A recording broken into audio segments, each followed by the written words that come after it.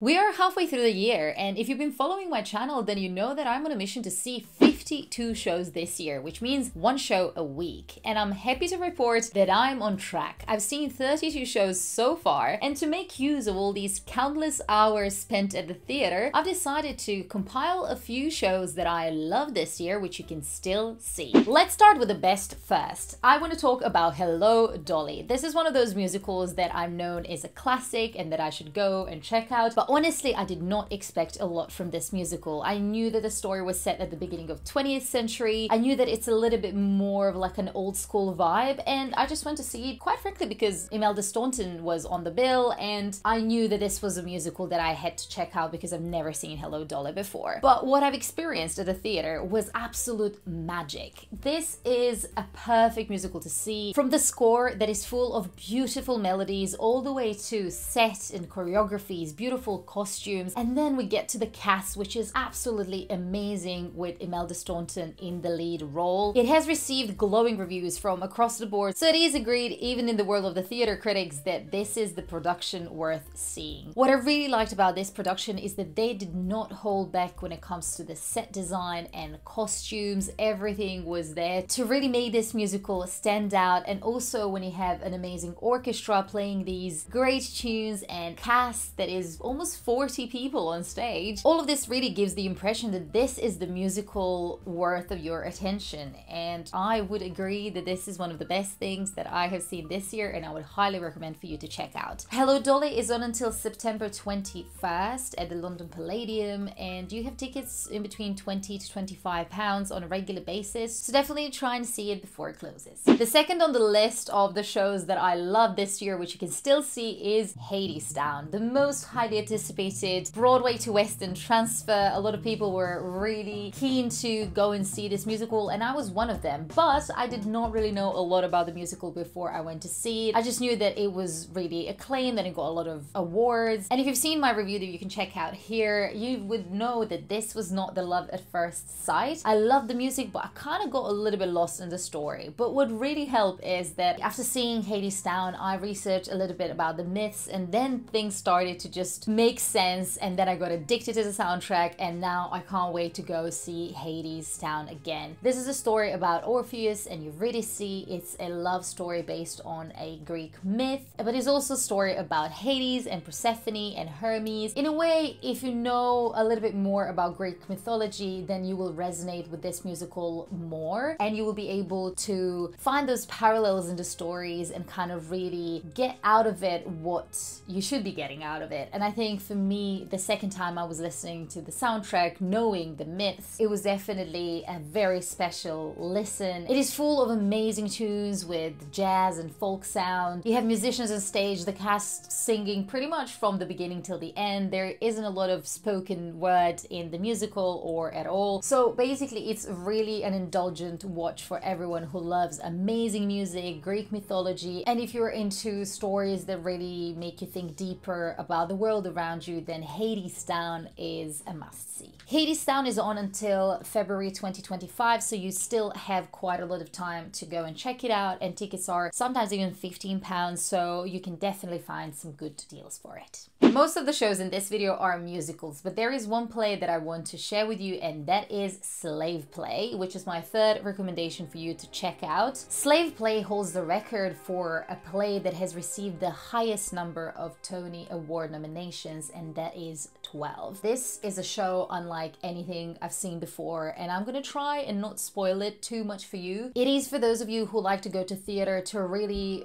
feel things that you haven't felt before. It is a show that will make you feel uncomfortable, that will make you question things, and it will make you feel exposed. I think that that's what good theater is there for, to really make the collective think differently about certain things that we talk about less or not talk about at all. I don't want to go too much into the plot because it is possible that I would spoil it for you. And I think what really worked well when I went to see it is that I didn't know much about it. So I had a lot of these shock factors that really made the play so impactful for me. This is the play about three interracial couples who are undergoing a therapy because one of their partners is not happy in the relationship, and that is where a lot of the conversation stems from. Obviously, it is a play that will discuss racism and racial bias as well as sex and relationships. And I think bringing these two topics together, which are topics that are not really easily talked about in the public, is incredible. And the set for this play is, apart from other things on the stage, a giant mirror which is just reflecting back to the audience. So it's like a really good metaphor. If you're a fan of Game of Thrones, then you'll be pleased to know that Kit Harington is in this play and he is pretty good at it. Slave Play is on until the 21st of September, so you have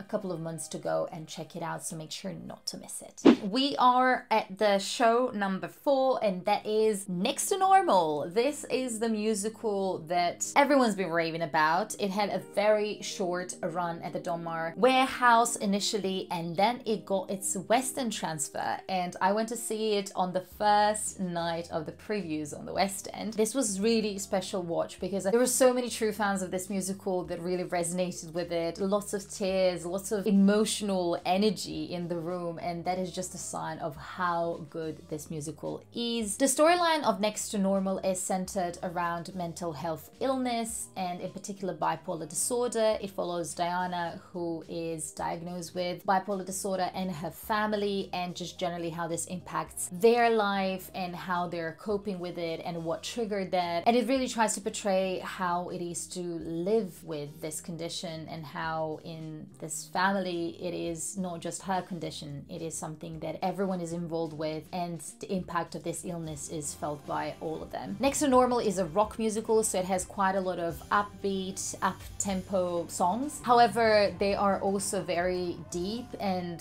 very powerful, especially because I think the rock music really nicely mirrors what Diana is going through and what she's feeling and how this really impacts her mind internally, and that music really complements nicely this pretty sad and heartbreaking story at times. Next to Normal is definitely the musical to go and see. It is on until the end of September, so not too long, but definitely go and check it out because the cast that is currently in the West End is the original cast from Donmar Warehouse, and I don't think that I have seen the cast that gels so well on stage. This is definitely my favorite cast that I have seen this year. So Next to Normal, besides this heartwarming and incredible story, is definitely worth checking out for the cast as well. We've got to the show number 5, and that is Two Strangers Carry a Cake Across New York. This is such a beautiful musical, such a feel-good story, and I could not recommend it enough. You might notice that I have this program from Kiln Theatre, which is when I saw this musical for the first time, but then afterwards it transferred to Criterion Theatre in Piccadilly Circus, and I went to see it again. It was the best thing ever. It is still with Sam Tutty, who you might know from Dear Evan Hansen, and Diona Gift, who you might know from Hamilton. This is a story about two people who unexpectedly come into each other's lives and change them forever. The story happens in New York, obviously, and it really reunites all those rom-com cliches and things about New York, but also in a really funny and humorous way, because Sam Tutty's character Dougal is from the UK and he's really excited to visit New York, and there is a reason why he's visiting New York just for 48 hours. It is just so endearing, and the friendship between the two of them is so real. An amazing chemistry between two actors on stage. It is just two of them in the show and they are brilliant. So if you are after something that is a little bit more lightweight, this is the show. It has great tunes, it has amazing cast, it has feel-good story. So honestly, it's one of those things that you go to theater and you remember, this is why I love going to theater, because this is how theater can make me feel. The tickets go for as low as £18, and Criterion Theatre is so beautiful. If you want to get a bit better seats, I managed to get mine on TKTS on the day for £35, and it was a pretty good seat. It's a smaller theater. They are mainly like at the center of the stage, so you will be able to have a decent view. Starlight Express, this musical. This is not even about the musical, it is about the experience. It is at the Troubadour Theatre at Wembley, and it's a little bit out of the way. So when I was going there, I was like, it better be good. And it was. It was great. From the moment you enter, you are greeted with these disco balls and music, and just the whole vibe of the theater is suited to the story of this kind